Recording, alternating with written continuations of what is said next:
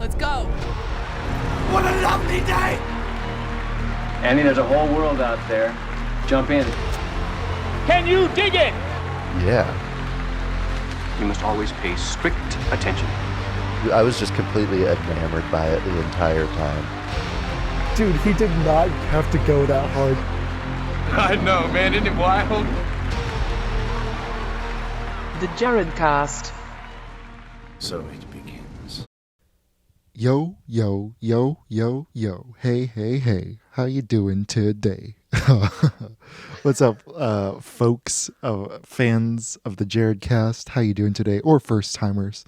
Welcome to our podcast. I am Jared A. With me is my lovely co-host, co-producer, Jared L. How you doing today, Jared?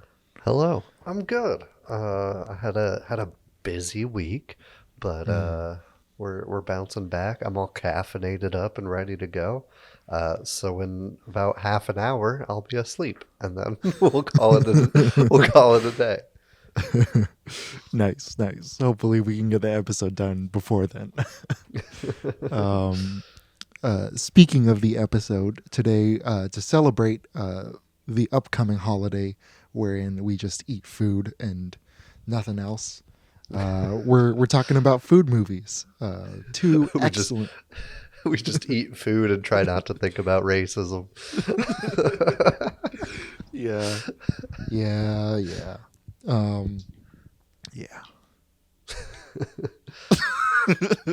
Food movies. Anyway. Today we're talking about two of the best food movies in cinematic history. The first being Jon Favreau's Chef. The second being Juzo Itami's Tampopo. Both movies kind of deal with cooking and with eating and deal with it cinematically in unique ways. And so I'm excited to get into both. But before that, we have a food-related top 5. We do, and it's a fucking doozy of a top 5. Jared wanted to torture us with this one. Oh man, it's not really a top 5 at all. It's we're going to create a 5-course meal with all fictional food from movies and television. And I'm hyped. This was a lot of fun. I was like trying to put a menu together. I was like, this would pair good with this. Follow it up. Here we go. I'm psyched about it. So. Hell yeah. Did you do drinks too? Because I forgot to do drinks. No, that was too much for my brain, so I didn't. I'm glad you didn't too. Yeah. I might for dessert. We'll see, but well, yeah, I don't know. I have one in mind, but if it's your dessert, I'm not gonna do it. All right, sounds good. Do you want to start us off with your hors d'oeuvre / appetizer? Yeah. Okay. I'll start with my hors d'oeuvres. Something a little lighter on the lighter side. Something that for a carnivore like myself, these still looked fucking fantastic. And I've always wanted to try to make it, but I never had the shot. And I'm talking Kronk's spinach puffs from Damn it. Emperor's Fuck New you. Groove. Shit. I hate you. It took me so long to find those. Hold on. I had a feeling that you might, because I know you're also a Emperor's New Groove stan. Okay. No, keep going. Immediately. Sorry. I was talking to Jared before we recorded. I was like, this is the only one that just like snapped into my head right away. Followed by the main course. The main course came kind of quick too, but I feel like you just got to start with them. It's the only hors d'oeuvre in cinema history. So, all right. We're gonna just switch it up. I'm just gonna. Okay, you can keep it. There's no judgment. No. We'll expand. We got to get more in here. For my hors d'oeuvres, last minute hors d'oeuvres, we're gonna do something that'll really like punch you in the face with flavor, but still leave you hungry. It's sliders from Bob's Burgers, the baby you can chive my car burger, but done really. Why did really I small. know it was gonna do that one? Because it's one of the few that's like really important to his development as a character. True. Yeah, and fair. so and so I like chives. I think it'll go good with the rest of the meal as well, considering the mildness of the soup and salad and the whatever appetizer I'm going to choose next, and and the heaviness of the main course. I think it's nice to kind of start with something that's like, foreshadowing what's to come. Yeah. Okay. Fair enough. Bob's Burgers totally slipped my mind. I was thinking sliders because I wanted like a beef dish in mind, and that is to come. And I just totally blanked on Bob's Burgers. I was like, I can't do White Castle burgers because that's just like that's just no. It's a good pick. Bravo. Thank you. I'm gonna follow it up with a soup. We're gonna keep it light, and we're gonna keep it going with the vegetarian side of the menu before we really dive in. And I'm talking Remy's famous soup from Ratatouille.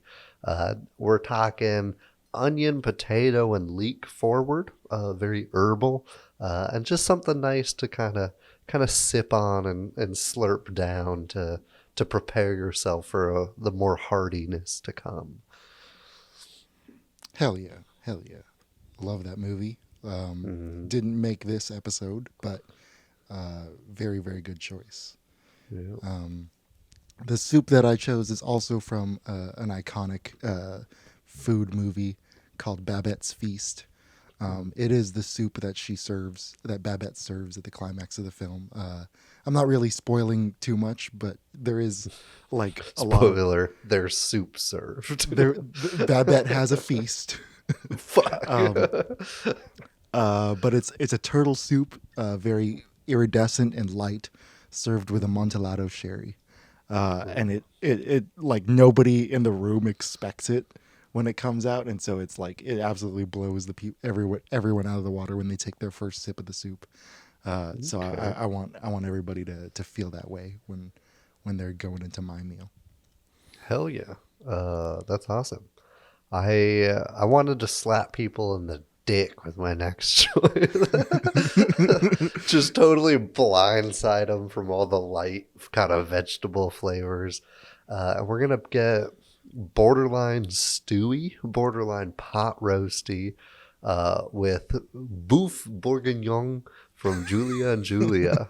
But like a small portion, some carrots and potatoes on the side too, but nice. Just a nice little appetizer portion of that to get you ready for some meats, kind of something a little heftier. You're like, oh, I've been slurping down these veggies for too long. Let me be a little fucking animal and rip some shit apart with my mouth.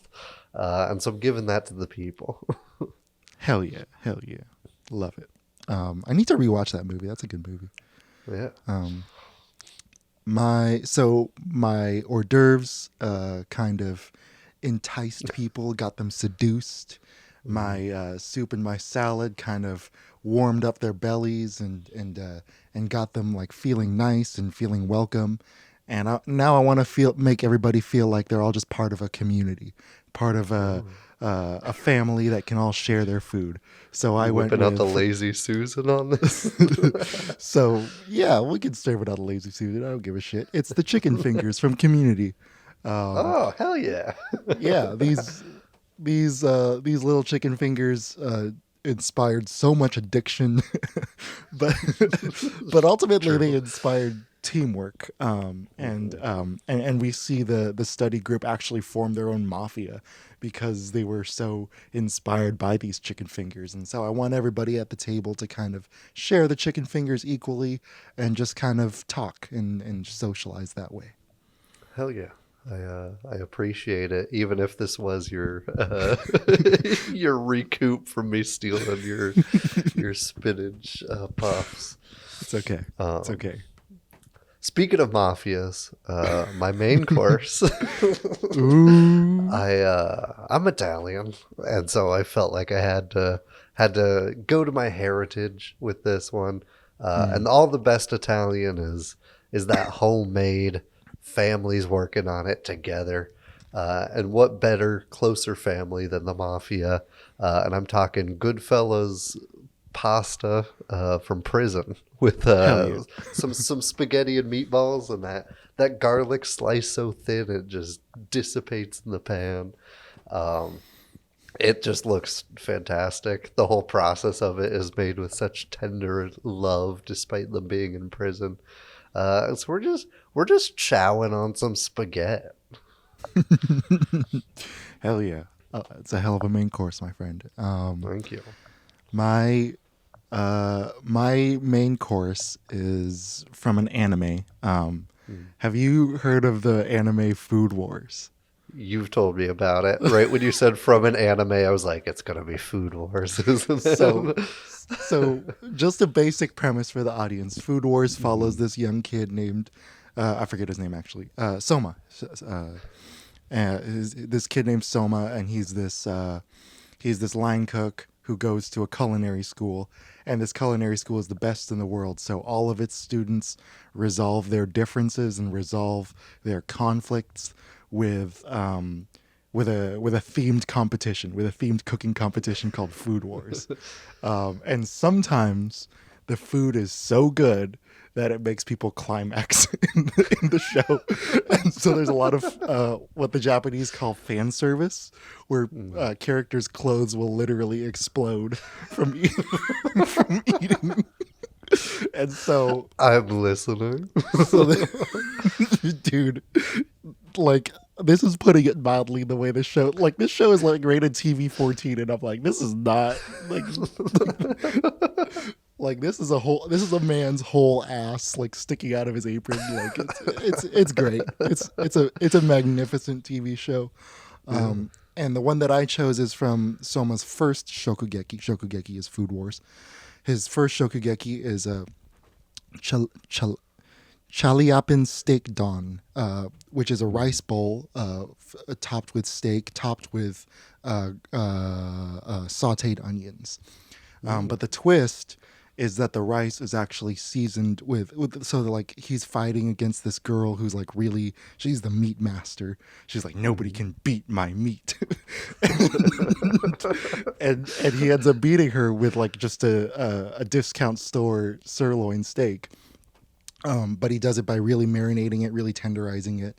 And the twist is that the rice is actually seasoned with pickled plum, and with really finely chopped pickled plum. And so as you're eating the rice bowl, the steak juices drip down into the pickled plum and they mix, and it's all this like really awesome mix of umami and tartness. And it'll make your clothes explode. So after we've all gotten to know each other with our chicken fingers, we all just end up naked. And it's a great time.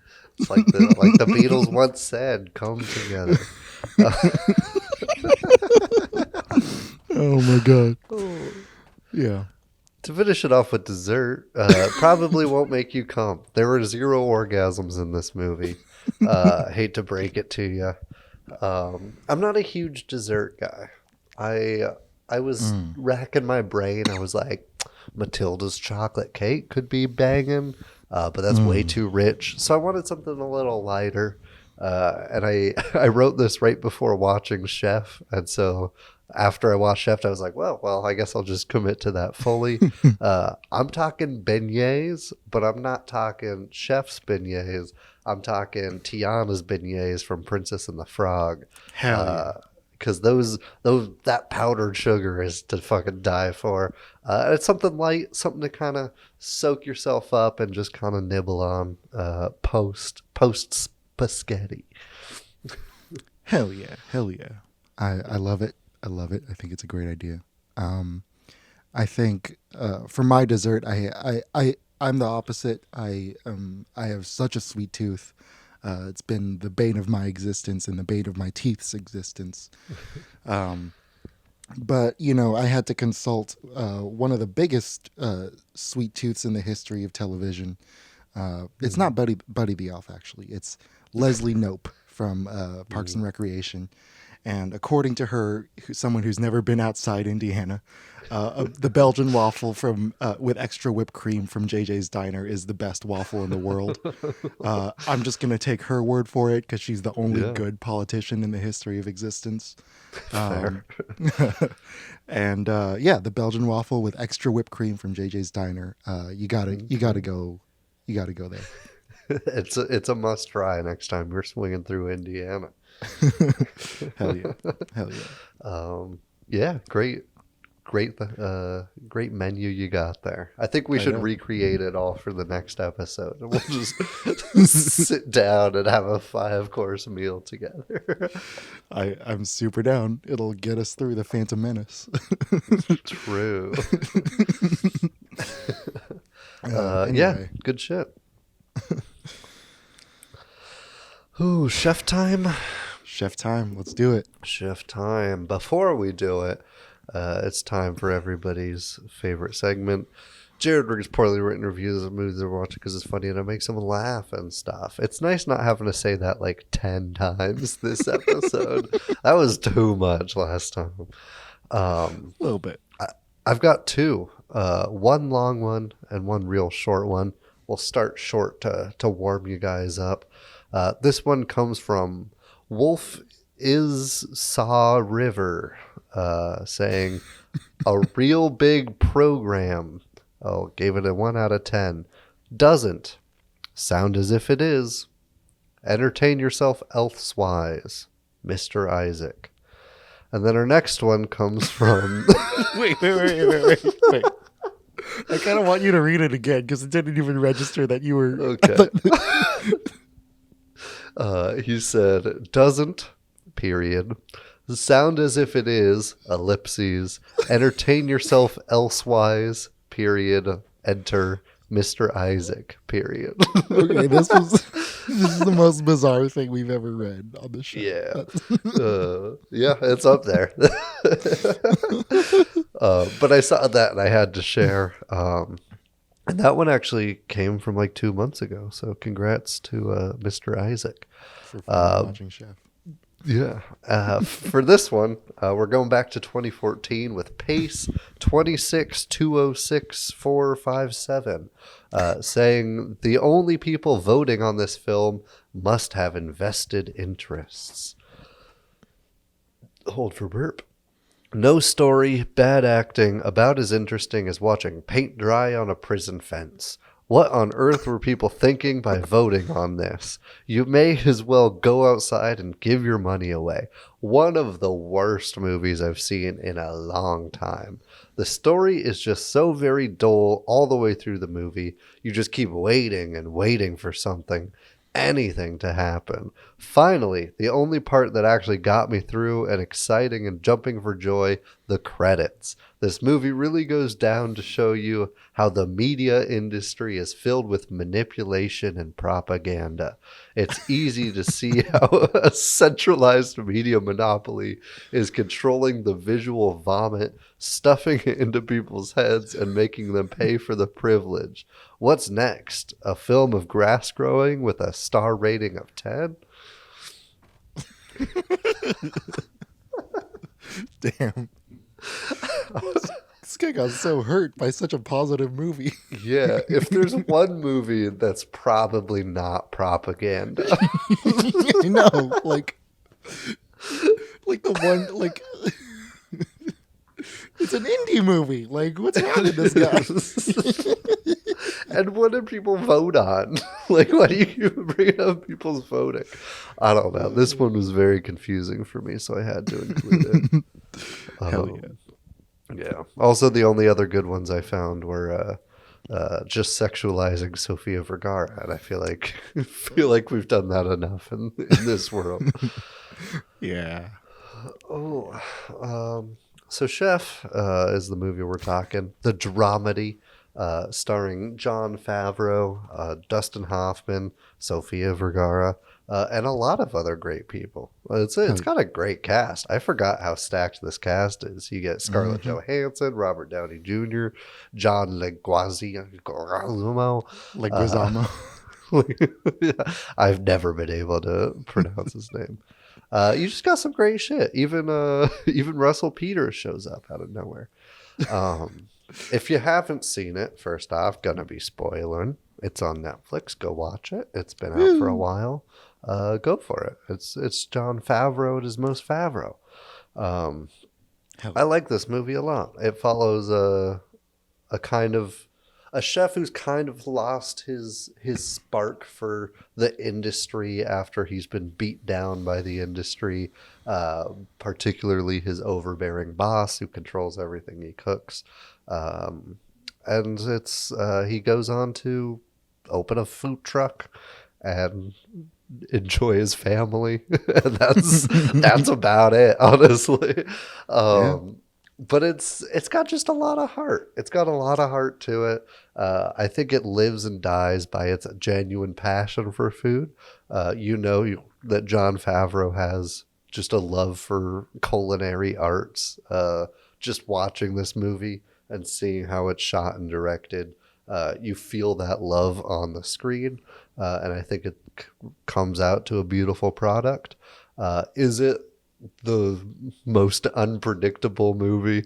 No, God, no. You can tell exactly what beats are going to happen 10 minutes before they do every time. But it's got a lot of heart. The food shots are beautiful. It's well acted. Like I said, it had a pretty stacked cast. And it's not going to be the most dense movie in the world. But at the end of the day, it's a fun ride and a delicious looking ride at that. So I gave it an 8.2 out of 10. What are your thoughts? Hell yeah. Yeah, neither Chef nor Tampopo are perfect films. They both have a lot of like flaws about them that we're going to get into, but like the positives of these movies and of Chef specifically are just so infectious and so contagious, and you can feel the joy that Favreau feels behind and in front of the camera, and it's contagious. It hits me as well. The movie's kind of a meta commentary on, not a meta commentary, but like, I guess a semi autobiography, like about himself, like, and about the trajectory of his own career. We can get into that later as well. But I think that sorry, I don't know why my throat's all weird. I think that personal touch to the film gives it a quality that isn't present in Jon Favreau's other movies, particularly his big budget ones like Iron Man 2 or The Jungle Book or Cowboys and Aliens. Like a lot of these movies that kind of drove him to go back to the indie thing. Like there's a sharp contrast between those movies and between this movies. It feels like we're back to that filmmaker that made Elf. We're back to that filmmaker that wrote Iron Man 1, and so it's a really, I think it's a really special movie, despite, kind of just being, like Jared said, it's very predictable. He wrote it in 2 weeks, but it feels real. Every single human interaction feels real. Every single relationship and the way those relationships are shaped by food and food culture. It feels real. It feels authentic. And it makes me interested in the world of food and in the world of food trucks specifically. And so, I think I'm not a big fan of the ending, but despite that, I just love the movie. I just love what I love about the movie so much that I go as high as an 8.8. I can watch this movie over and over and over again, and I still get a lot out of it. And the performances, like Jared said, are top notch, especially Favreau. I think this is his best acting that he's ever done. The physicality and the verbal side of his performance are excellent. Yeah, I absolutely agree. It's just a nice, fun popcorn movie, really. And I think it's fun to chat about those movies every once in a while. Soon we'll be chatting about some failed examples of those, but we're not there yet. We've been foreshadowing that episode a lot already. That's like the second knot. I'll throw in one more. Yeah. Yeah, we can talk Favreau's performance at first. I think you ending on that note is a good transition. It is. I agree. I think it's one of his best, if not his best, acting performance.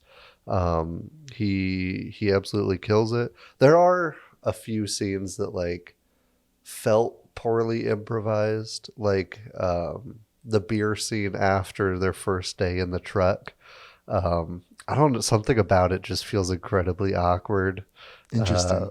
Like, yeah, I don't know why, but that scene never like sticks with me. But besides that, I think he's fantastic all across the board. I think he peaks most in the beginning when he's just being the head chef in the fine dining kitchen. I think he absolutely nails that. He was trained by Roy Chow. I don't know. Roy Choi. Roy Choi. Dude, I had names. Names. Roy Choi on how to be a professional chef on the with the stipulation that he had to like portray chefs and chef culture authentically. And I think he did that. Every like chef that I know is pretty much Jon Favreau in this movie. They're a cigarette smoking, beer drinking, cussing little sailor boy with a love for what they do and having that passion and that almost military kind of attitude in the kitchen when it is go time. And I think he absolutely knocks that out of the park. I think that's my favorite part of his entire performance. The family stuff, I think he gets a little weaker in. He's not weak by any means. He still absolutely kills that. I don't really buy into the family side of this movie, which is weird because it carries the plot of the movie along entirely, basically. And it's where like the heart is supposed to be. But a lot of those moments, I'm just kind of like, all right, you're just trying to get the ahs and the like the heart out of the audience. And so I don't know. That's where I kind of start like nodding off. But I think he absolutely nails it throughout this entire thing. What stood out in particular to you about John's performance? Just mostly the physicality. Like every movement that he makes has a purpose in the scene. There's not a single wasted movement, and it feels natural because I think he studied under Roy Choi. It's one of the best post credits scenes in history when they show behind the scenes of Roy Choi teaching him how to make grilled cheese, and I immediately rewind back to that scene every time, and it looks exactly like the way Roy did it. The way Chef Roy did it. And so, yeah, I think I agree sort of with the relationship between him and Inez, but I actually like the relationship between him and his son in the movie. Because at the same time that he's teaching his son the basics, he's relearning it himself. A lot of this movie is about Jon Favreau learning like going back to the fundamentals, going back to why he loves cooking in the first place. Is about Casper doing that, going back to why he loves food in the first place. And so he's teaching his son all these things like, yeah, the food can't be burnt because we're touching people's lives with this food. That's one of my favorite lines in the movie. Yeah. And so I appreciate that about it. And I appreciate that like every location that they go to is a part of his own life and he gets to share that with his son. And I think like I love that idea in the writing of to move forward you got to go back, and I like that he's moving forward with his son. So I bought into those scenes pretty easily. The stuff with Inez I think is rushed, and I think that's either a script problem or an editing problem. Maybe the movie was too long. I don't know. But they cut the scenes that developed that relationship, but the movie kind of just cuts to 6 months later and they're getting remarried, and I don't really get to see that. I see a little bit of that development, but and you know Sofia Vergara is great and she's great with Jon Favreau in the scene, but she's not but like there's not a whole lot of meat and potatoes in that in the writing not of at their all. scenes, and so I think it's nice that we have like that it's not a cliche like divorced couple, like they show a divorced couple that's happy on their own, but also still cares about each other. But I definitely would have liked to see at least 3 to 5 more pages on that relationship, and I think that would have punched up both of their performances quite a bit. And then also his relationship with Molly and Tommy. Molly played by Scarlett Johansson and Tommy played by Bobby Cannavale, 2 excellent character actors just on their own. And the movie did a great job setting them up, but we kind of just say goodbye to them really early on and don't get to see them again. Yeah. And so I was bummed out about that. I do like Favreau's pairing with John Leguizamo, though. I think that's maybe the most natural. Agreed. For when I said the family dynamic falls flat, it was mostly with Inez. I just don't like. I want more. Like you said, I need a little bit more. And one of the only scenes that we really get to peek behind the curtain of their relationship is when they're talking about Robert Downey Jr.'s character, who just doesn't need to exist in this movie. I love you, Robert. It's just weird having him just show up and being like, I might have banged your ex-wife. Bye. And then I love that he talks about it he's like, we went to a Clippers game and then got islands after. Like, that's the most basic fucking date. I love it. It's insane. Rest in peace, Staples Center, by the way. So even that character and those interactions kind of left a sour taste in my mouth, and so the little bit of juice that we get of their tumultuous relationship, I just kind of brush off pretty easily. And I agree. I think we also needed more of him and Molly's relationship. I kind of even would have preferred if it was Molly hanging out in the food truck at the end instead of his ex-wife, because sometimes you're just not good for each other. You can still love and care for that person and then leave it at that. And I think that would have been a cool way to do that. He could have learned how to make the divorced family work rather than reuniting the family. And I think that would have been my ideal, well, somewhat ideal-ish ending there. Yeah. And so it's nitpicky for sure, but I gotta get it off my chest. Yeah. I guess I'll just talk negatives. One thing that I kind of have feelings back and forth on, I guess I should say, and I'm very curious to hear your thoughts, is this movie also deals a lot with social media and the power and kind of downfall that it can have for people, especially artistic people like chef culture is. I think it works well when they use it as a marketing tool. I like that, and I like how it contrasts with the rumors being spread around him. But I hate every time an extra has their phone out, because it's the most obnoxious thing in this movie. When he's yelling at the food critic, whose name I can't remember, everybody's taking pictures with the flash, and it's so distracting to me. First off, why are you taking pictures? Take a video, you idiots. And second of all, it's just the most abrasive flashes in the world, and so it always takes me out because it's so clearly just beyond reality. And so I don't like that, and I don't like some of the Twitter graphics that they pop up on screen. Sometimes it works, sometimes it doesn't.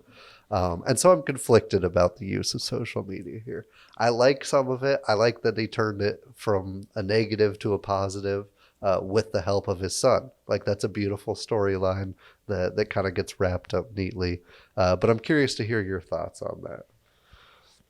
Yeah, I mean, the food truck movement is built on social media, so I think having it be a big a big part of the story is authentic. It's part of the it's part of the story.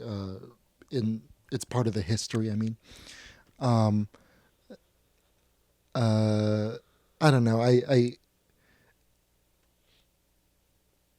agree that it looks ugly when people have their flashes out for sure. But I also kind of like when he's like seeing it. I always kind of get a kick out of dads struggling with social media. That's always Yeah, like a fun little thing fair. for me. So I enjoy those scenes when he's kind of looking through the reviews or looking through the thing. Um, and like I think it speaks a lot to it's a really nice and subtle way of uh, a really nice and subtle element in his performance, right? He's in a place while he's at the restaurant. He's in a place where he's unsure of himself as an artist, and he's unsure of himself as a chef, and so he keeps looking to other people for validation. Yeah. And as soon as he's back in the food truck, he puts the he doesn't even look at the phone, and his son is the one interacting with the thing. He's not turning it around. His son's the one turning it around for him, and so I like that about it. Like once you're kind of once you go back to basics, you forget and you don't care about what the digital world thinks anymore. You only care about what's in front of you. You care about the customers that you're serving. You care about the people that you're working with, and so so I like that dynamic. Like you said, it gets turned from a positive to a negative, and so it's a good script element. I agree that that the flashes look ugly in that scene, but I didn't. It didn't bug me too much. I don't know. I don't know why. It just was like ticking me out. I was like, this is such a great scene. And there's such a great performance, but like every like half second, there's like 3 different flashes coming back. You can just Right. have everybody looking at him and like a couple phones just out, and you get the same thing. You're like, oh, this is going to get spread around. Yeah. Just like all It's this just too other much. shit has been. Yeah. Like you don't need to lean that hard into it. Okay. Yeah, I And the feel- movie does struggle with like being a little too heavy-handed in that way. But I don't know. It just bothered me in that scene specifically. That's such an interesting critique. Yeah, I like it. Yeah. No, that's valid. That's valid. No. I think other than that, though, it's shot really beautifully. What did you think Yeah, about especially food montage. Sorry, Yeah. go on. No, I was just gonna ask, what did you think about the choice to go anamorphic? I think it works. I think everything looks good, and so I can't really complain. You know, like Right. all the shots are pretty to look at, and at the end of the day, that's all you need. I think it makes the food pop a lot, which I appreciate, especially in kind of confined quarters like a food truck is. Having that width kind of just makes everything stand out. And so I think it worked. I don't think the cinematography in this movie is like anything mind blowing. But it is like a indie movie about a food truck. And so like you don't go in expecting like deacons to be shooting this thing. Yeah, for sure. For sure. But I do think it works, and I think they made do with what they needed to. And that's just effective cinematography, baby. Yeah, I agree. And I think the choice to go anamorphic also kind of removes removes Chef from like having a documentary type feel, because I Yeah. feel like there's this temptation when you go on the road and when you do a road movie to shoot everything handheld and make everything look kind of gritty.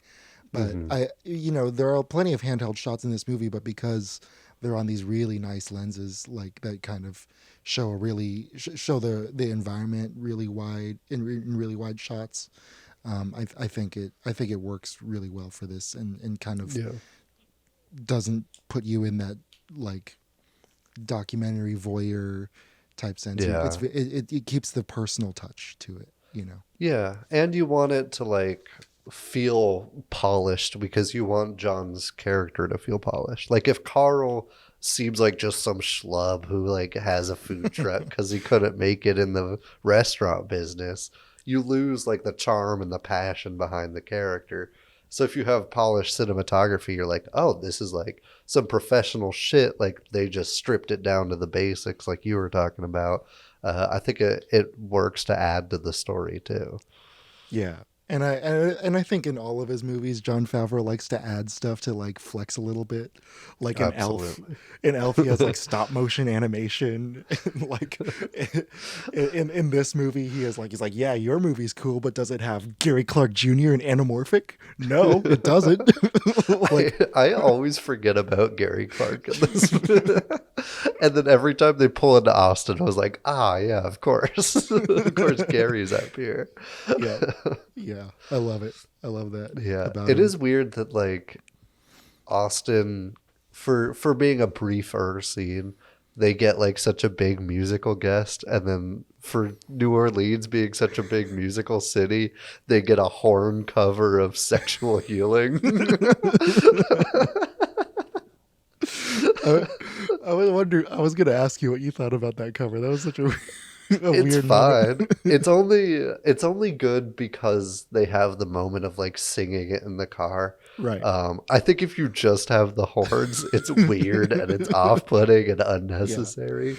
But one thing I don't like about when they are singing, both of them like glance at the kid like 3 different times, and he isn't like, oh, this is old person music. Like you get nothing from him. He's just sitting in the corner. They just keep looking at him, saying the word sexual healing over and over again. So awkward. Yeah. Did you like that? How'd you feel about the cover? It was fine. I didn't think much of it. I was just like wondering. Yeah. It's a strange moment for sure, but I don't know. Road trips are like that sometimes. Yeah. Mm-hmm. How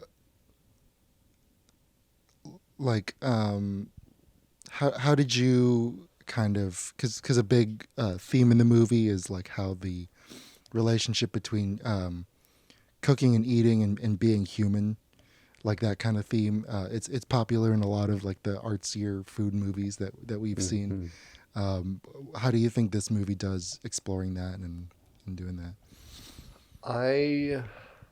I think there's a couple moments that highlight it well, but I think as a whole, it doesn't quite have the eating brings people together aspect as much as it has like cooking together brings people together. Yeah. And so I kind of would like to see both sides. But there's like a real sweet moment that he just, after he gets kicked out of the restaurant, he prepares the meal that he was going to make for the critic. And there's just so much like love in it. Like you're just like, oh, fuck yeah. Like it's dope that he was like, okay, I'll just make it for myself because it's going to be delicious. And I really like that part of it. That and the scene where the people decide to help move the equipment into the truck because they were promised the best sandwiches of their life. I think that's also a cool moment. Like that food for payment idea is a long-standing American tradition, for better or worse. But I think it just has a nice sense of community, and it sets up the food truck on a perfect start, because any other time you see a crowd gathered around the food truck, you kind of think back to that moment and you're like, yeah, we're all just like kind of sharing a meal when we're all just standing hunched over a paper tin, shoveling shit into our throats. And so I think it does have that in there. But there's also scenes that kind of undermine that, like the selfie addicted cop. Just kind of, I don't know. That scene also, I go back and forth on if I like it a lot or not. But I think that like it just kind of has a weird. I don't know if it's supposed to be charming or if it's supposed to be annoying. Like, am I supposed to root against this cop right now? John looks like he's having a good time. Am I supposed to be having a good time? And so it's like, it's got a weird undertone to it. And I think it undermines that food bringing people together kind of topic. But overall, I think it handles it pretty well. Nice. Yeah. Yeah. You? What are your thoughts? Yeah, I mean, versus other movies, I agree. It really zeroes in on the cooking aspect. You know, I've made Scarlett's pasta. Like, my Yeah. dad and I have both tried making it, and like that scene's so good because it's such a simple recipe. It's just pasta, olive oil, salt, pepper, chili flakes, parsley, and garlic, and lemon juice, and yet he puts so much love and care into every Yeah. single ingredient that goes in there. Mm-hmm. Same thing with the grilled cheese, man. The like, his son takes it. It's like, wow, this is good. Damn right, it's good. Like, Yeah. yeah, the when he has food in his hand and when he has a knife in his hand, like those are the moments where this character is sure of himself and is him and is fully himself. And so I love that about the movie, and I love that he kind of expresses his love for other people through the food. You Yeah. talked about the food truck scene. I think that's an excellent scene as well. Really, any scene in the food truck. The security thing was awkward, but whatever. Yeah. I don't think Russell Peters is known for acting. He's No. an excellent stand-up comedian, but whatever. Yeah. Yeah, the scene when they're setting it up, I think it also shows John Leguizamo's consistency and versatility as a scene partner for literally anyone. I True. think he's in top form here when he's just dancing by himself. It's great. Yeah. And when he's improvising with the other two characters, it's infectious and it's cool, and it puts a smile on my face. And I appreciate the way the characters talk about food as well, and the way the characters react to the food after they're being when they're in the Cuban restaurant, which I think is an authentic, or which is a real famous Cuban restaurant. I think they were talking about the food, and they talk like people talk about food, and it feels real. It feels tangible. Yeah. And I do love that it's one of the few movies that I've seen that actually have a love and appreciation for diverse American cuisine. Yeah. Not that obviously Cubano and that is all kind of borrowing from Cuba, but that area they hit New Orleans, which has a huge diverse food scene, and you get the American barbecue, so they do touch on it, and obviously we don't have a deep historical food culture as some countries, but it's nice to always see us get some praise for it, we do some stuff right. We've got some gumbo, we've got some beignets and shit like that, and so it's just nice to see them kind of do a tour of that, rather than oh, we're just gonna make Italian dishes, we're just gonna make French cuisine, Right. and so it is nice that you get a little shout out to American food, because there is a lot of good food here too. Hell yeah. And I hate the term melting pot because it's such a cliche, but it really is the best description for what food culture is like out here. I know a lot of our not a lot because there's not a lot of us, but a few of our listeners are from Europe, and Chef Roy Choi. I'll give you guys an example. Chef Roy Choi became famous for making Korean barbecue tacos and Korean barbecue burritos. And that's kind of what what started the food truck movement, was this idea of combining cultures. And Jon Favreau isn't even Cuban, but his son in the movie is half Cuban, and so he takes his background in French cuisine, and he in traditional Western cuisine, and and applies all those principles to making Cubano sandwiches and serving them with excellence. And so the movie does a really good job of that. I agree. Yeah, absolutely. I don't know if you have a lot more before we get into favorite scenes, though. I wanted to ask you, do you have a favorite food truck? I only recently tried Kogi and I loved it. I need to try more items before I say that it is. But that's kind of like the big SoCal answer. Okay. But my first food truck was called I think it's just called the grilled cheese truck, and it's like a freaking $10 sandwich that's like this big. It's a grilled cheese with mac and cheese and pulled pork and barbecue sauce, and it's the most me meal that you can come up with. And so Fair. that's kind of my go-to answer. Yeah. I was laughing because that's the exact food truck I had in mind when I asked the question. But it's called Drewski's, but they've got big ass grilled cheese with mac and cheese and pulled pork on it, and that shit's fucking delicious. Yeah, man. It is kind of a classic food truck type of meal. But man, that shit's good. Yeah, dude. Yeah. The place I work is right by a brewery, and they have a different food truck every day. So I've been trying to try all. That's There's sweet.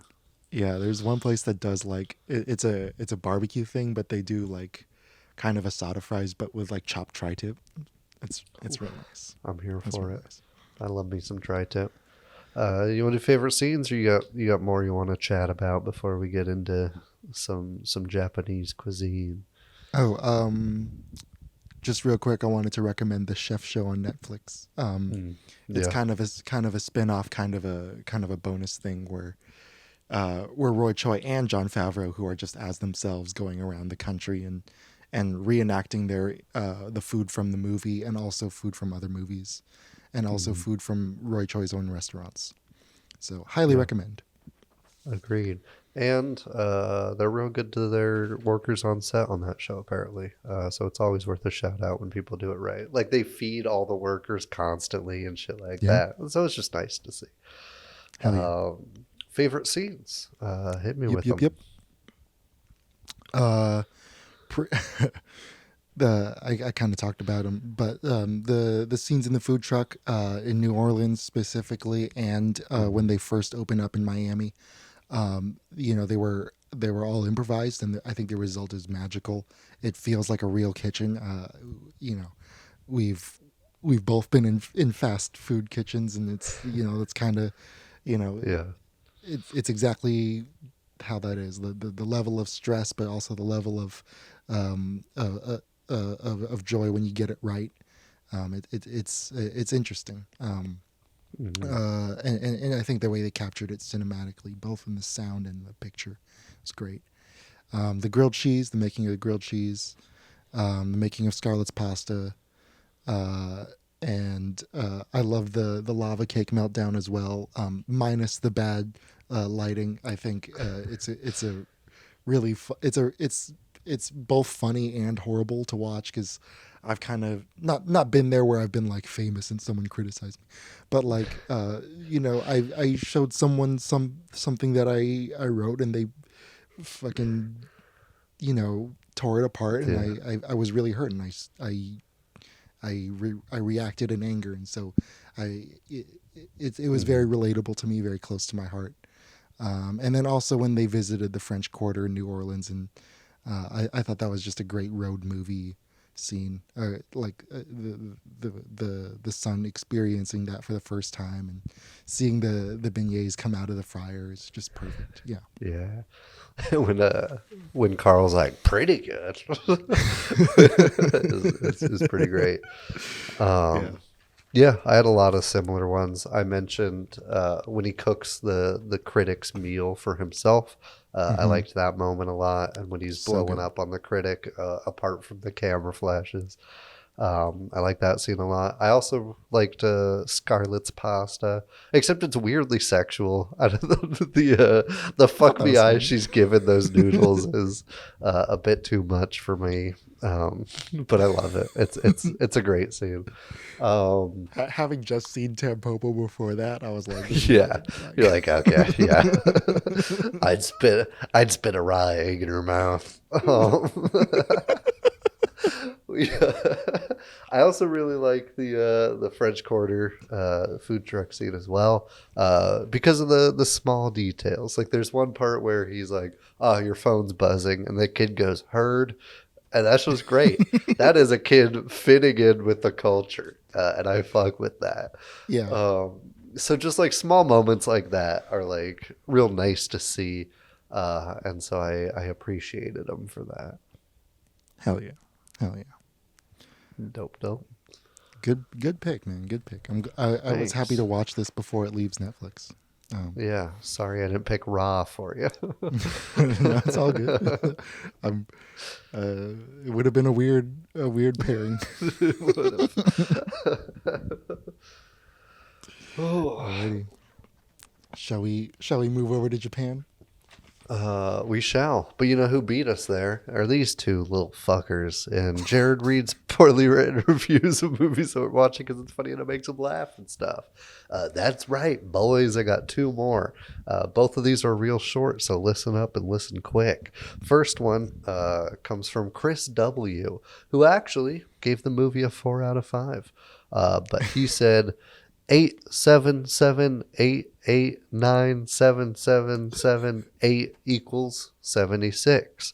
And I checked his math. It does equal 76. So good on you, Chris. Next up, we've got...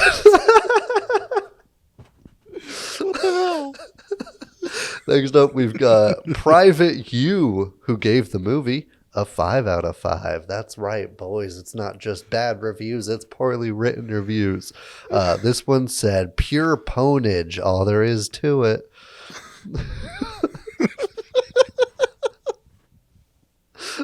Come on, man.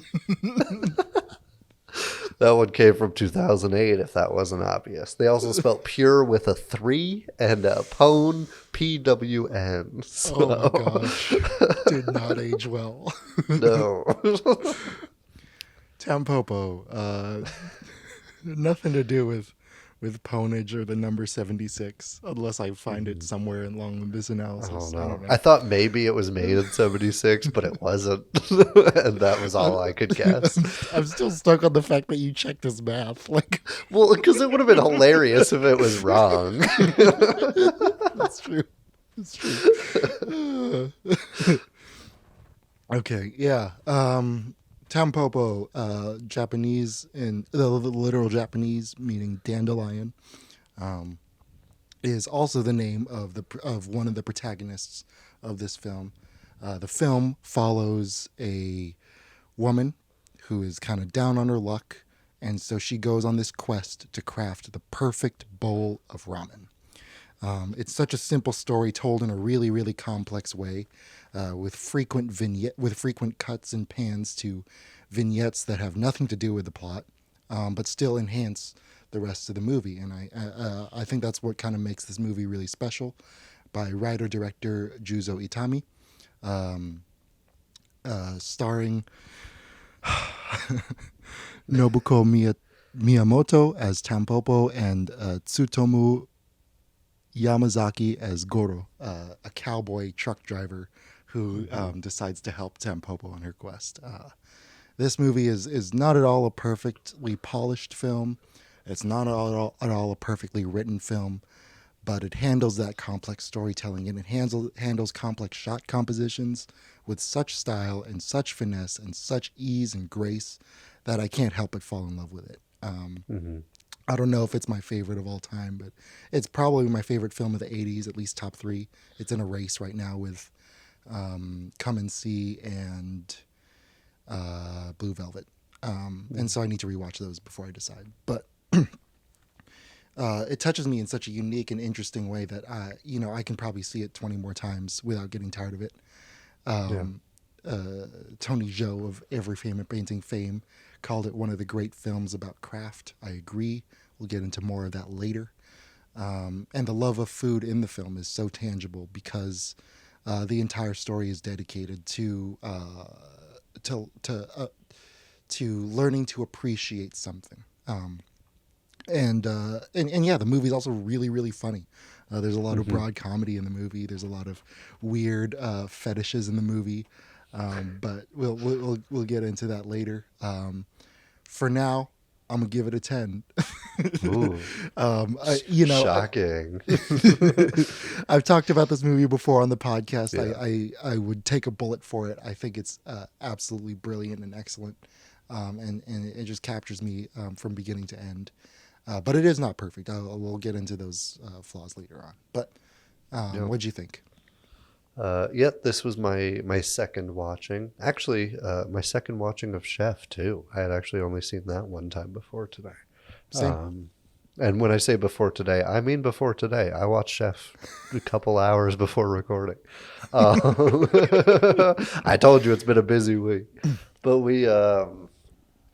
Tampopo is a fantastic film. You recommended this to me on a whim when I randomly, I think it was when I just FaceTimed you. It was like, hey, give us a movie to watch or something.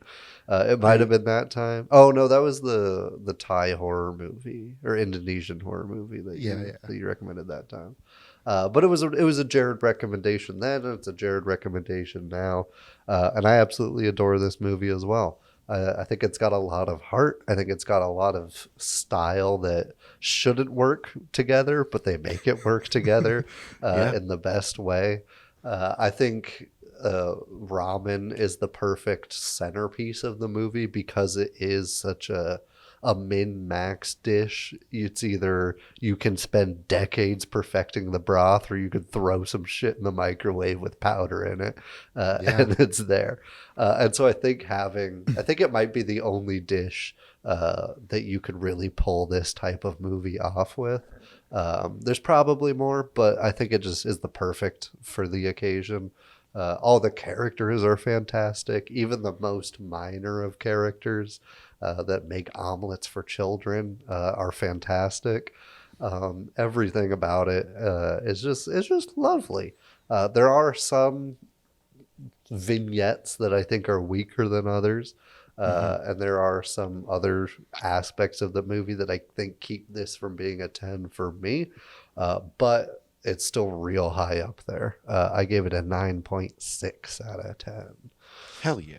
I love it. I love to hear it. Yeah, I mean, movies there are other movies like, Swiss Army Man that I would give probably an identical score, but I know that movie's not perfect. I know there are too many wide shots, and I know the ending is sloppy, but it just fills me with so much joy when I watch it that I have to give it that score.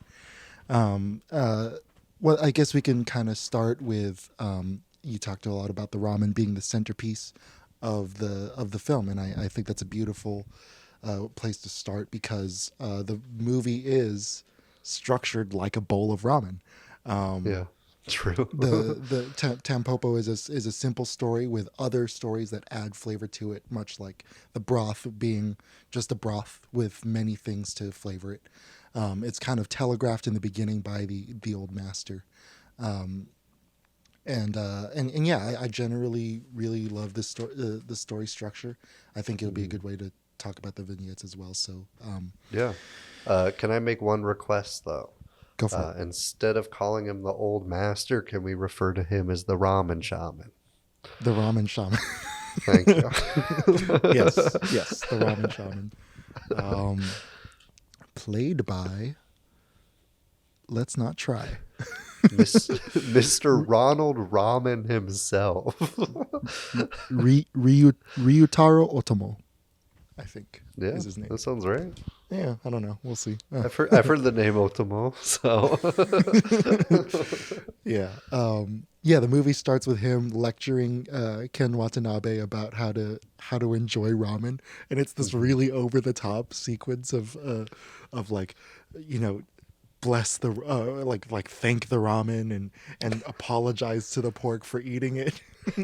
Move the pork from one side of the bowl to the other and then just brush over the noodles with your chopsticks.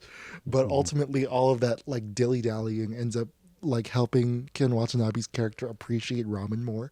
And I think that's kind of what the movie does. They spend time with people we don't know at all and in situations that are impossible to relate to, or and then the movie turns it around and says, no, this is relatable. Everybody kind of goes through this kind of thing. And and then they and it helps you appreciate the overall piece more. But yeah, what'd you think about like the structure of Tampopo? I think it's fantastic. It's a hard structure to pull off with all those vignettes that may seem out of place, but I think you put it well when it's little side ingredients to just add to a story about food and food culture and how we kind of revolves so much of our life around food. And I think it does it in a beautiful way. I think it's very nicely structured. I think the slow adding of characters into the main crew works super well as well, because you're not bombarded with so many different voices and opinions. You kind of ease yourself in there to get each little specialty, and I think it works incredibly well. And I think the payoff of that for like redemption for a character and like kind of humanizing transient and unhoused people is fantastic. So you get a lot of meat to these characters by adding them one by one. You get more and more attached to this just ragtag gang of people who just want to make some ramen, and I think it works super well. Hell yeah. I agree. They also kind of complement Goro's journey. It's very, very clear and very obvious what Tampopo's motivation is. Right, she wants to provide for her son and she wants to build a better life for herself. But Goro's motivation is a little more unclear. Besides his attraction to Tampopo, I think he also kind of feels for the underdog, and so a lot of these vignettes show social outcasts kind of defying institutionalized social norms related to food. Right, the slurping and the gangster eating an oyster out of the hand of a farm girl. Like these are all like the old lady touching fruit for no reason. My least favorite scene in a movie where people pass an egg yolk back and forth from their mouths. Her touching all the fruit is the most uncomfortable scene. It's a real thing, man. It's a real thing. It's awful. I learned about it in 8th grade. Our teacher used to read us weird news during homeroom, and she was like, "I can't read this. This is bad." I was like, "Go ahead, do it." And it was like, this guy touched bread and ran away. Like, was this like a serial bread toucher or something like that? That's awesome. But yeah, like even that, and you talked about the homeless guy cooking the omelet. I think that's such a beautiful scene, because it is trespassing. It's a crime. And yet there's beauty in it. There's a purity to it that you can't get anywhere else. It's because that behavior is perceived as bad, that adds to the overall beauty of that scene. And I think it's absolutely brilliant. And so I think that because Goro himself is a social outcast, as a truck driver, like he kind of he sympathizes with Tampopo, and that's why he does that, why he helps her out. And so those vignettes heighten that, or not heighten, but reinforce that theme and reinforce that idea.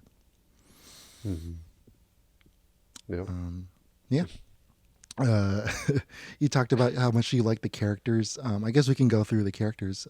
What did you think of the hold on, I forgot all their names.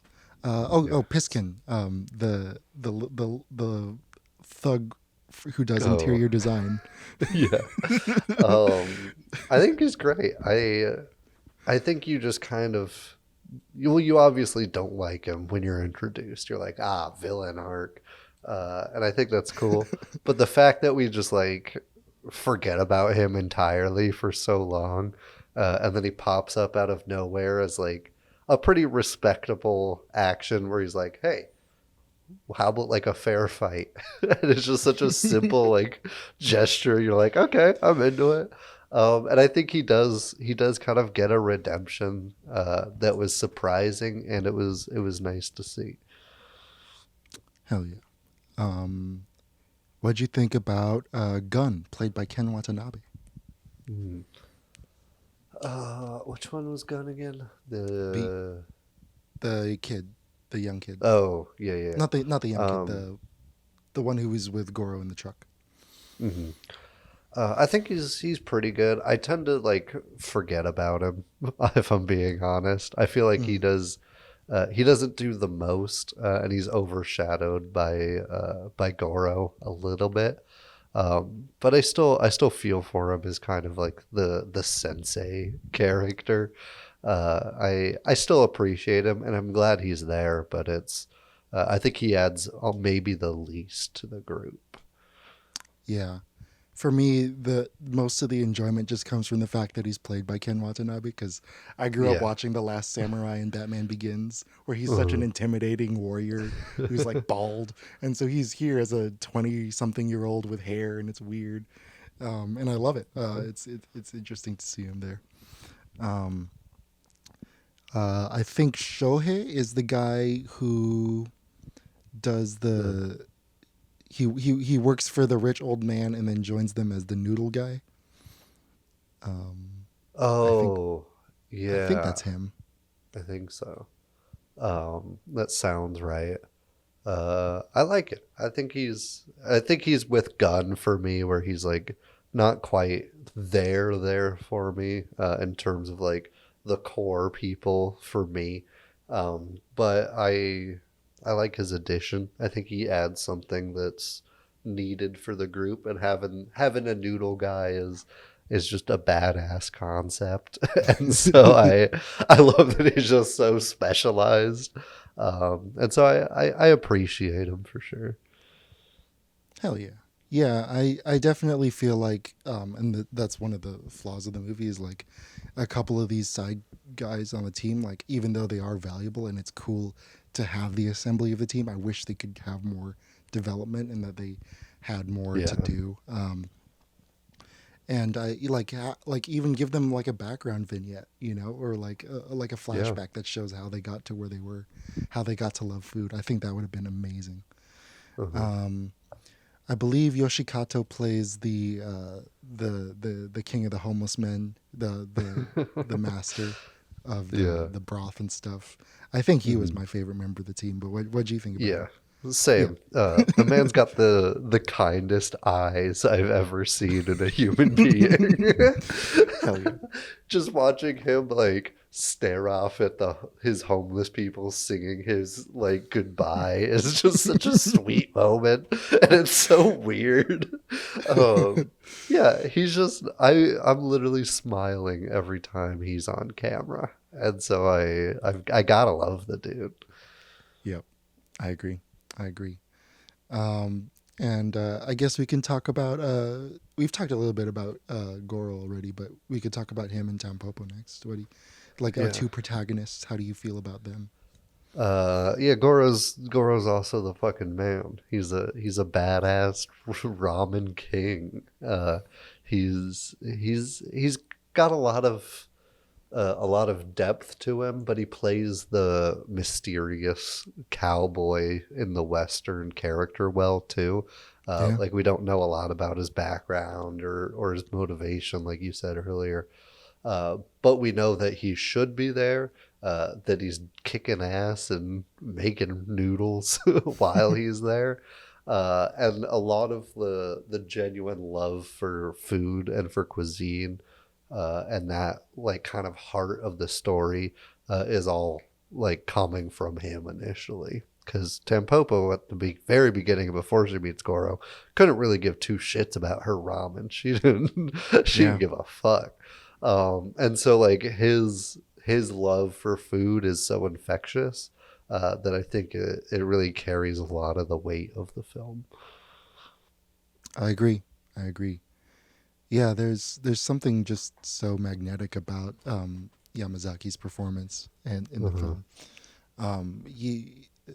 somehow like his scenes with Tampopo are the least sexual, but somehow the most romantic, because he's such a tough guy, but he's also a gentleman. Like like in the restaurant and stuff, and when they're eating together, and I love that he's also kind of just that he goes from being a coach to being a passenger on her journey, and he just and he's just happy to watch her at the end, and I think that's such a beautiful and poetic way of wrapping up his story, because you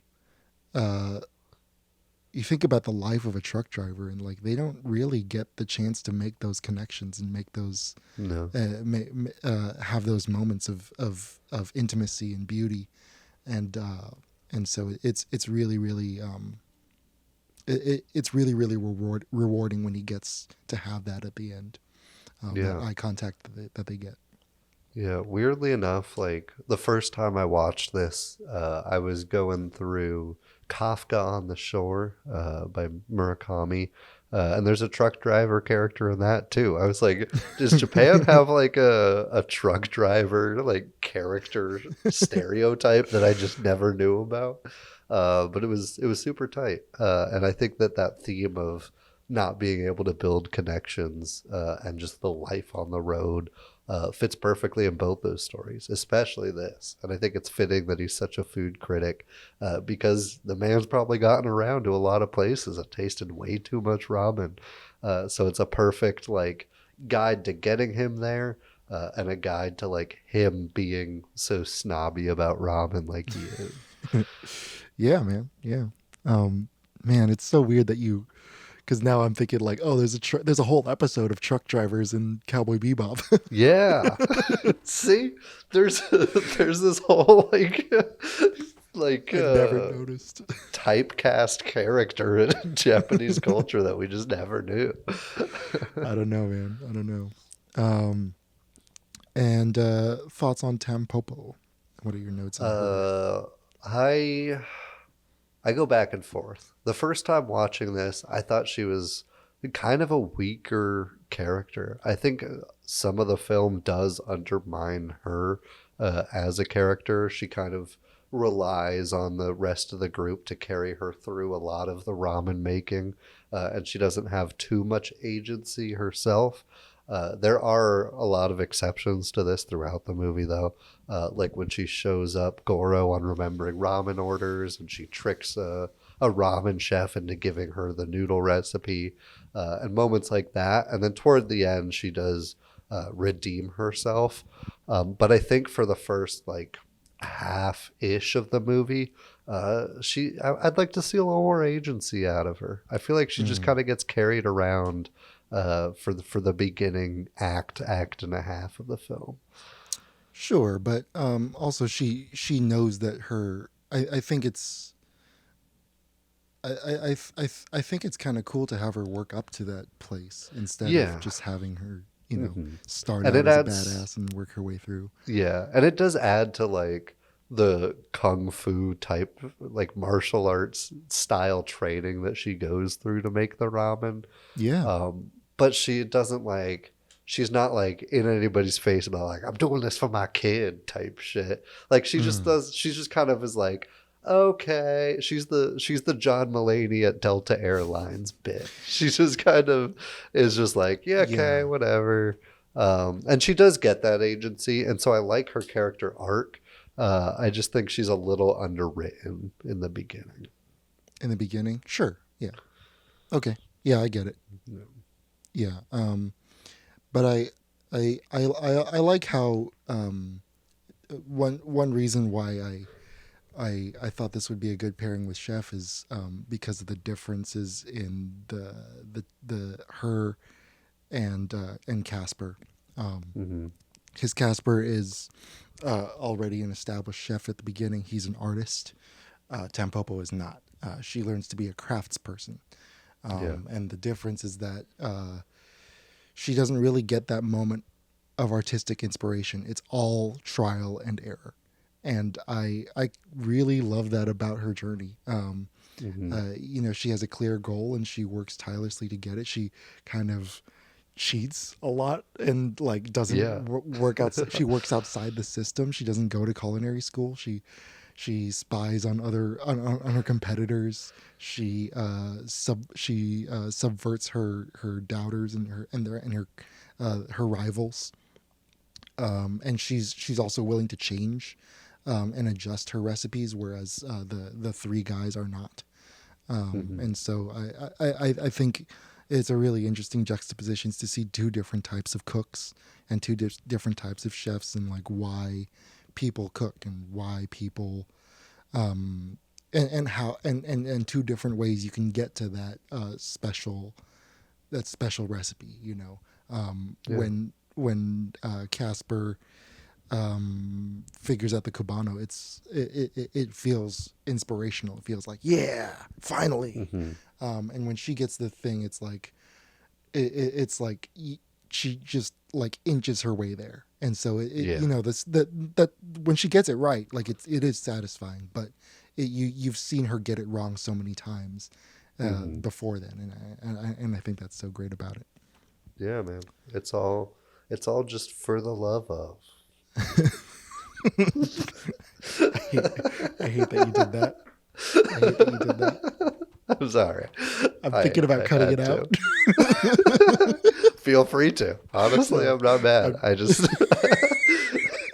got to creep it back into your world every once in a while. For the love of. God damn it. What a shitty title. Can't believe it's on my resume.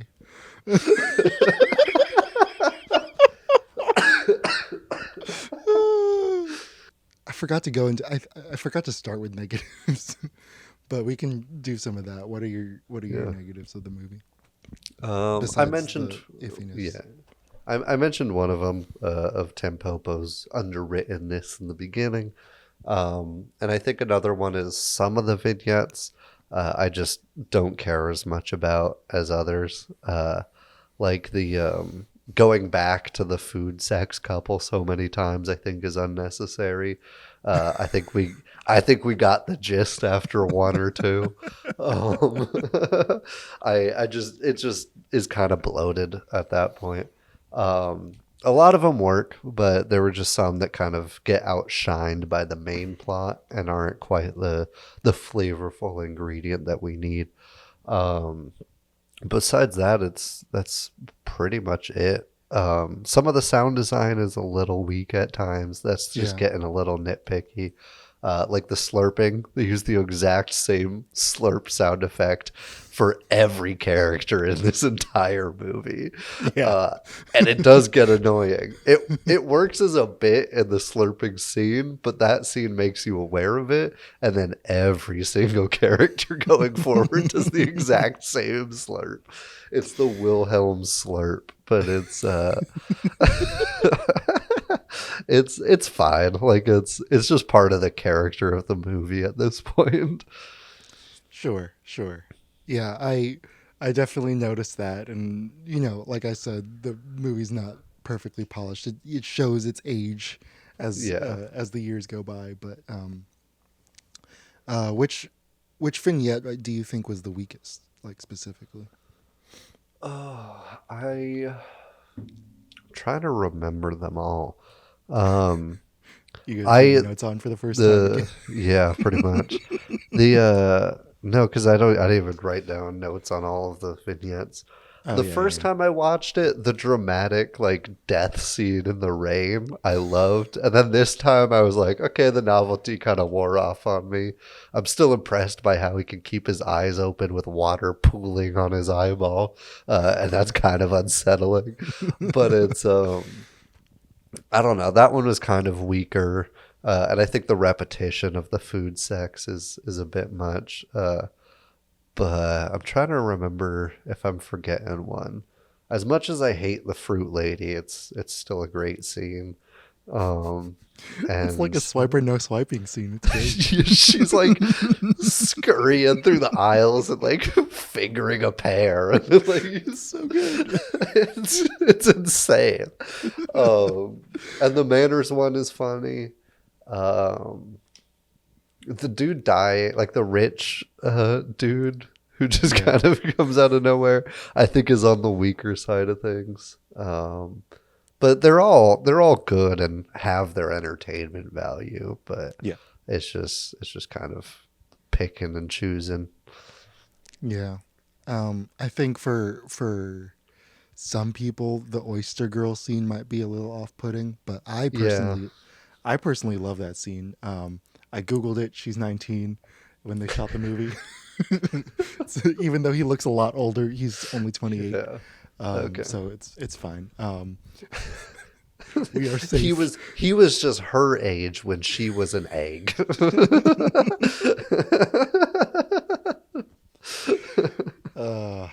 Hollywood, Japan. For some viewers, that may be a little off-putting if you don't know ahead of time that she's an adult, because she does look kind of young. But whatever. And also, I wish, like I said, I could have seen a flashback of the Noodle Master. And then I also, I wish I could have seen the son, Tampopo's son, overcome the bullying in a food-related adventure. Yeah, he kind of just gets tossed to the wayside, I feel like. Yeah. And So I feel that. I think in the writing it's just like, okay, so she has the restaurant now, everything's falling into place now that part is complete, and so that's fine on paper, but seeing someone get beaten by 3 other kids it's jarring to see any kid go through that. And so I would have loved to see, like, maybe the kid cooks them an omelet and they earns their respect that way. I don't know. And they even like set it up as there will be like a redemption when Goro is beating up on a group of people that he's outnumbered on, and the kid is literally watching. So you're like, oh fuck, kid's gonna learn some shit and like stab a motherfucker with some chopsticks or something. And I would have been here for it, but you don't quite get that satisfaction. Hell yeah, I agree. Another thing I wrote about was the blend of genres. Any thoughts or notes on that? I just like that it's that there's so much Western in here, and kind of tying that into the martial arts type training that I was talking about. I think it works super well, especially in a comedy. A lot of, at least for me, because I'm a degenerate monolingual American boy, but a lot of like foreign comedy doesn't always translate because you don't hear like the timing of verbal jokes, especially.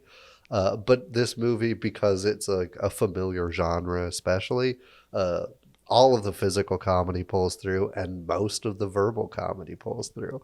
Like there's like jokes that they said that I'm reading and I'm like laughing out loud on.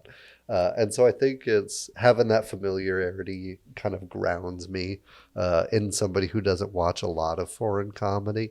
I think that it works super well with that. Yeah. I think a lot of the Japanese humor that I've seen is related to the stuff that they use in Tampopo. So I think that helps. But yeah, like you said, like there's a lot of broad comedy, and it's really, really kind of keeps you invested. And it makes me laugh every time I see the bosses turn bright red. Yeah. Like I've just watched that isolated scene so many times because it's so slow, and then that gag at the end is so brilliant. A lot of Japanese humor is also just being way too loud in a scene, and I love that about Shout them. out to the slurping scene. The slurping, but also just the yelling of like, Yeah, true. Yeah, it's great. When he flicks the little spiral cake thing. Yeah, I love that. That's the freeze frame on the IMDb page for this movie. Yeah, it's good. It's so good. Cool. Yeah, it blends Western comedy and melodrama and romance really beautifully, I think. I mean, I have more notes about like craft and the theme of craft and all that stuff. But I feel like we've talked a lot about kind of already a lot about that already. But Yeah, that was a lot of our chef conversation. But it's well executed here. I think you hit the nail on the head with that. You see the slow progression of the journey. I think it's great. It has a Jiro Dreams of Sushi vibe where it's like every single aspect of this. If all that's perfect, then you're gonna have a perfect dish at the end of it. And so I think just like the perfectionist nature of it works super well. yeah, very well said. Yeah. I think I can go from there and skip to my last note, which just is like, at the same time that the movie's teaching you to appreciate ramen, the movie's teaching you to appreciate films as well, because everyone who watches this movie is kind of, not everyone, but like most of the people who watch movies are like Tampopo. They're amateurs. They don't know everything that goes into a movie. And so by learning every single element that goes into this movie and learning every single element that goes into ramen, there's this kind of beautiful, like reflexive epiphany that happens in at least in my mind as an audience member. Yeah. Any other notes, or shall we do favorite scenes? I'm down to do favorite scenes. Do you have a favorite ramen that you've had? Since I asked about food trucks. Ooh. There's this place in SF called Ramen Yamadaya in Japantown. And wait, it's Japantown, right? Not Little Tokyo. Little Tokyo. So. I think Little Tokyo is LA and Japantown is SF. I think. I'm not sure.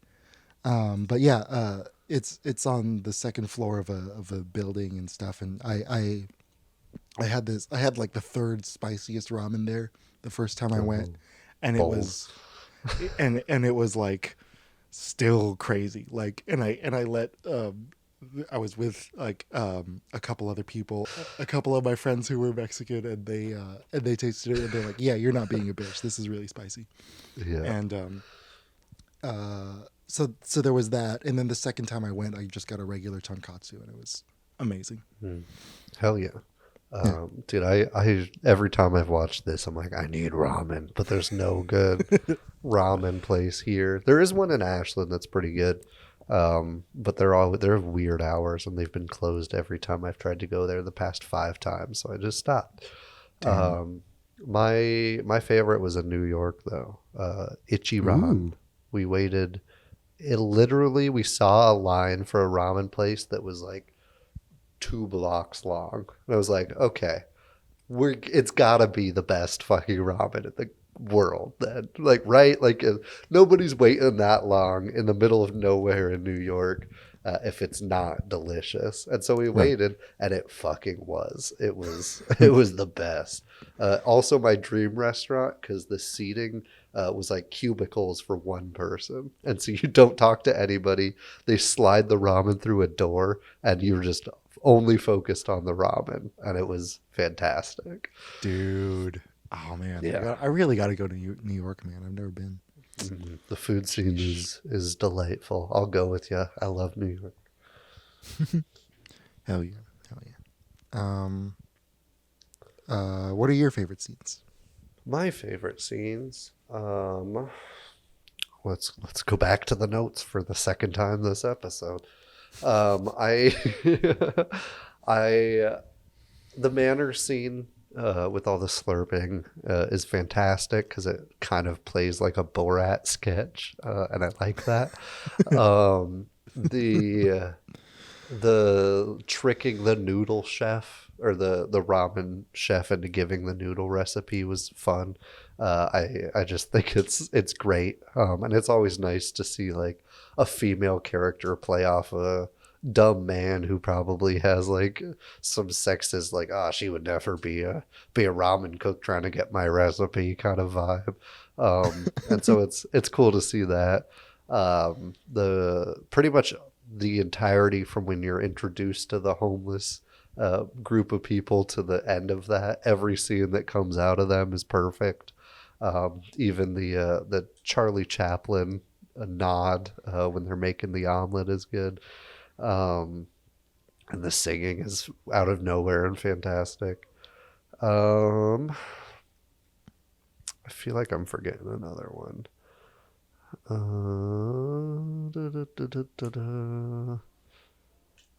It's not a scene, but I like the fair fight with the silhouetted under the bridge. That's a great shot. And then the kung fu type ramen training montage toward the beginning of the film is pretty great too. Hell yeah. I agree. I also had the slurping noodle scene. I love that the woman just eventually gives up and because that's the only way you can enjoy those noodles. I love the homeless group of men scene as well. The whole sequence with the omelet and everything. I love the initial book, the ramen shaman's book. That scene immediately like sells you on the movie if it's your first time watching it. I love it. I also had the fist fight. I also had the broth nightmare. I thought was really good. Yeah. The broth is clouded. I didn't expect that at all. I was like, oh my gosh, I did like a dream sequence now? We're doing dream sequences? Okay. And then I also had Tampopo finally perfecting the ramen. I have that shot of all of them slurping the last bit of broth. I have that shot as my screensaver. Or not awesome. My screensaver, my background, my wallpaper. And then last but not least, when Goro first sees her in the chef's outfit, I thought was perfect, man. She looks absolutely angelic. And her smile is like it's the smile of someone who knows that they've earned where they've been, you know, or where they got, you know, and there's such a purity and a really beautiful simplicity to her journey that I'm sure that I'll love it in the next 20 viewings. Yeah. I'll add another small positive moment and then a negative scene. The ramen shaman opening when he's like tapping the pork on the side of the bowl and he's like, oh, what is that for? He's like, to get some of the broth off. And then he just like eats it. Is fantastic. And then one negative is when they kill a turtle. I didn't really fuck with that. It's sad to watch. I don't know. Actually killing animals on screen is always not great for me. But what are you gonna do? it was the 80s. Yeah. Which is a terrible moral. How it is sometimes. Yeah. I agree. Ooh. The woman's last meal that she cooks, the last fried rice. I like that scene as well. Hurry, eat it. It's what your mother would have wanted. He's like crying while eating. It's so good. Fucked. I love it. But she dies with a smile on her face. Like that's the way to go, man. That's what it's all about. All right. Yeah, great movie. Great movie. Anything you want to say to the people before we sign off? No, fuck them. Cool. All right, people. That was Tampopo. That was Chef. You can watch Tampopo on HBO Max. And Chef is leaving Netflix on the 30th. So maybe watch it on Thanksgiving with your family and stuff. It's a great movie. Good family movie. I think it's rated R too, which I was kind of confused about. I think just language. It's just language, yeah, pretty much. It's crazy to me that it's rated R. So stupid. I hate Hollywood. But anyway, have a great Thanksgiving. Enjoy your food, enjoy your family, and acknowledge the bad shit too. There's nothing wrong with that as well. We love you. Goodbye. See you. Woo!